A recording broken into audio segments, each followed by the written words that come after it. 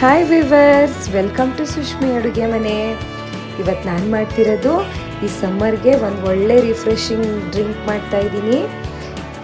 ಹಣ್ಣುಗಳನ್ನೆಲ್ಲ ಬಳಸ್ಕೊಂಡು ಒಂದು ಒಳ್ಳೆ ಶರ್ಬತ್ ಮಾಡೋಣ. ತುಂಬ ಸುಲಭವಾಗಿ ಈಸಿಯಾಗಿ ಮಾಡ್ಕೋಬೋದು. ಇದನ್ನು ಮಾಡಿಕೊಟ್ರಂತೂ ಮನೇಲಿ ಎಲ್ಲರಿಗೂ ತುಂಬ ಇಷ್ಟ ಆಗುತ್ತೆ. ಮಕ್ಳಿಗೂ ತುಂಬ ಇಷ್ಟ ಆಗುತ್ತೆ, ಹಾಗೆ ದೊಡ್ಡವ್ರಿಗೂ ಕೂಡ ತುಂಬ ಇಷ್ಟ ಆಗುತ್ತೆ. ಹೆಲ್ತ್ಗೂ ತುಂಬ ಒಳ್ಳೆಯದು. ಈ ಬೇಸಿಗೆ ಬಿಸಿಲಿಗೆ ತುಂಬ ತಂಪಾಗಿ ಕೂಡ ಇರುತ್ತೆ. ಇದರಲ್ಲಂತೂ ತುಂಬ ಹೆಲ್ತ್ ಬೆನಿಫಿಟ್ಸ್ ಕೂಡ ಇದೆ. ನಾವು ಬಳಸಿರೋ ಇಂಗ್ರೀಡಿಯೆಂಟ್ಸ್ ಎಲ್ಲ ದೇಹನ ತಂಪಾಗಿರೋದು ಮತ್ತು ನಮ್ಮ ದೇಹಕ್ಕೆ ಬೇಕಾಗಿರೋದೇ. ಬನ್ನಿ ಹೇಗೆ ಮಾಡೋದು ಅಂತ ನೋಡೋಣ. ತುಂಬ ಸುಲಭವಾಗಿ ಮಾಡ್ಕೋಬೋದು.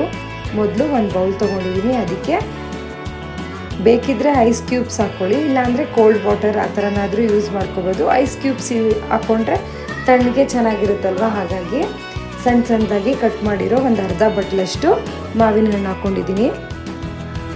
ಈಗಂತೂ ಮಾವಿನ ಹಣ್ಣು ಸೀಸನ್ ಆಗಿರೋದ್ರಿಂದ ಎಲ್ಲದಕ್ಕೂ ಮಾವಿನ ಹಣ್ಣು ಬಳಸಿದ್ರೆ ತುಂಬ ಚೆನ್ನಾಗಿರುತ್ತೆ.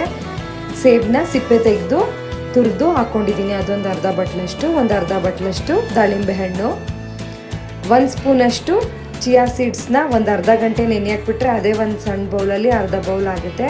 ಅದೊಂದು ಅರ್ಧ ಬೌಲ್ ತೊಗೊಂಡಿದ್ದೀನಿ. ಸಬ್ಬಕ್ಕಿನ ಓವರ್ ನೈಟು ನೆನೆಸಿಟ್ಟು ಅದನ್ನು ಒಂದು 5 ನಿಮಿಷ ಕುದಿಸಿ ನೀರನ್ನ ಶೋಧಿಸ್ಕೊಂಡು ಸಬ್ಬಕ್ಕಿ ಕೂಡ ತೊಗೊಂಡಿದ್ದೀನಿ. ಇವಾಗ ಸ್ವಲ್ಪ ಹಣ್ಣುಗಳಲ್ಲೇ ಸ್ವೀಟ್ನಿಂಗ್ ಇರುತ್ತೆ. ಅದ್ರ ಜೊತೆಗೆ ಎಕ್ಸ್ಟ್ರಾ ಸಿಹಿ ಅಂಶ ಬೇಕು ಅಂತ ಅಂದರೆ ಒಂದು 3ರಿಂದ 4 ಸ್ಪೂನಷ್ಟು ಸಕ್ಕರೆ, ಒಂದು ಪಿಂಚಷ್ಟು ಕೇಸರಿ ದಳ, 1/4 ಲೀಟ್ರಿಂದ ಅರ್ಧ ಲೀಟ್ರಷ್ಟು ಹಾಲು ಹಾಕೋತಾ ಇದ್ದೀನಿ. ಕಾಯಿಸಿ ಆರಿಸಿರೋ ಹಾಲು. ಸಕ್ಕರೆ ಬೇಡ ಅಂತ ಅಂದರೆ ಕಂಡೆನ್ಸ್ ಮಿಲ್ಕ್ ಕೂಡ ಹಾಕೋಬೋದು. ಸಣ್ಣ ಸಣ್ಣದಾಗಿ ಕಟ್ ಮಾಡಿರೋ ಬಾದಾಮಿ ಹಾಕೊಂಡಿದ್ದೀನಿ, ಸ್ವಲ್ಪ ಪಿಸ್ತಾ,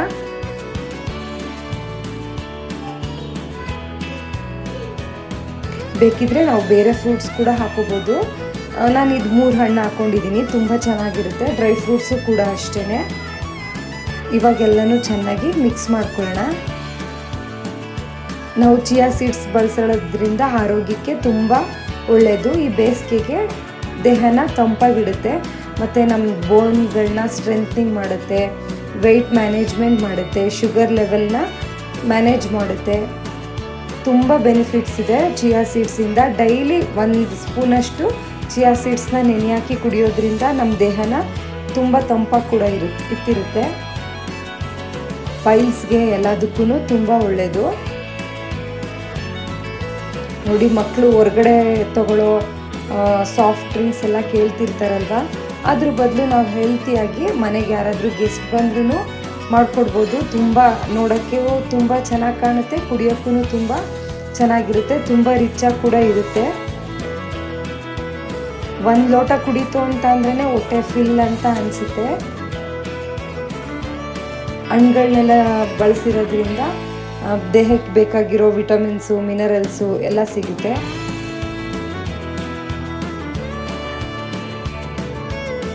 ನೀವು ಮನೇಲಿ ಟ್ರೈ ಮಾಡಿ, ಮನೇಲಿ ಎಲ್ಲರಿಗೂ ಇಷ್ಟ ಆಗುತ್ತೆ. ನೋಡೋಕ್ಕೆ ಎಷ್ಟು ಕಲರ್ಫುಲ್ಲಾಗಿ ಕಾಣಿಸ್ತಾ ಇದೆ, ಅದೇ ಥರನೇ ಇದು ಕುಡಿಯೋಕ್ಕೆ ತಿನ್ನೋಕ್ಕೂ ಅಷ್ಟೇ ರುಚಿಯಾಗೂ ತುಂಬ ಚೆನ್ನಾಗಿರುತ್ತೆ. ನೀವು ಮನೇಲಿ ಒಂದ್ಸಲ ಟ್ರೈ ಮಾಡಿ. ನಾವು ಸೇಬ್ ಬಳಸಿರೋದ್ರಿಂದ ಸೇಬಲ್ಲಿ ಡೈಲಿ ಒಂದು ಆ್ಯಪಲ್ ತಿಂದರೆ ಡಾಕ್ಟ್ರನ್ನ ದೂರ ಇಡ್ಬೋದು ಅಂತ ಹೇಳ್ತಾರೆ. ಹಾಗೆಯೇ ದಾಳಿಂಬೆ ಹಣ್ಣು ಬಳಸಿರೋದ್ರಿಂದ ಅನಿಮಿಯಾ ಆಗೋದು ಎಲ್ಲ ಕಡಿಮೆ ಆಗುತ್ತೆ. ಆ್ಯಂಟಿ ಆಕ್ಸಿಡೆಂಟ್ಸ್ ಎಲ್ಲ ಜಾಸ್ತಿ ಇರುತ್ತೆ ದಾಳಿಂಬೆ ಹಣ್ಣಲ್ಲಿ. ಮಾವಿನ ಹಣ್ಣಂತೂ ಜೀರ್ಣಕ್ರಿಯೆಗೆ ತುಂಬ ಒಳ್ಳೆಯದು. ಇವಾಗಂತೂ ಸಮ್ಮರಲ್ಲಿ ಮಾವಿನ ಹಣ್ಣು ಸಿಕ್ಕೋದ್ರಿಂದ ಎಲ್ಲದಕ್ಕೂ ಮಾವಿನ ಹಣ್ಣು ಬಳಸ್ಕೊಂಡು ತಿನ್ನೋದು ಅಂದ್ರೇ ಎಲ್ಲರಿಗೂ ಇಷ್ಟ ಆಗುತ್ತೆ. ಹಾಗಾಗಿ ನೀವು ಒಂದ್ಸಲ ಈ ಡ್ರಿಂಕ್ನ ಮಾಡಿ ನೋಡಿ, ಎಲ್ಲರಿಗೂ ಇಷ್ಟ ಆಗುತ್ತೆ. ನನ್ನ ವೀಡಿಯೋಸ್ನ ಇನ್ನು ಯಾರ್ಯಾರು ಪೂರ್ತಿಯಾಗಿ ನೋಡಲ್ಲ, ನನ್ನ ವೀಡಿಯೋಸ್ನೆಲ್ಲ ಪೂರ್ತಿ ನೋಡಿ. ನನ್ನ ಚಾನಲ್ನ ಇನ್ನು ಯಾರ್ಯಾರು ಸಬ್ಸ್ಕ್ರೈಬ್ ಮಾಡಿಲ್ಲ, ಸಬ್ಸ್ಕ್ರೈಬ್ ಮಾಡಿ, ಲೈಕ್ ಮಾಡಿ, ಶೇರ್ ಮಾಡಿ. ಏನಾದರೂ ಇತ್ತು ಅಂದರೆ ಕಮೆಂಟ್ ಮಾಡಿ. ನಾನು ಹಾಕೋ ರೆಸಿಪೀಸ್ನೆಲ್ಲ ನೀವು ಮನೇಲಿ ಒಂದ್ಸಲ ಟ್ರೈ ಮಾಡಿ. Thank you.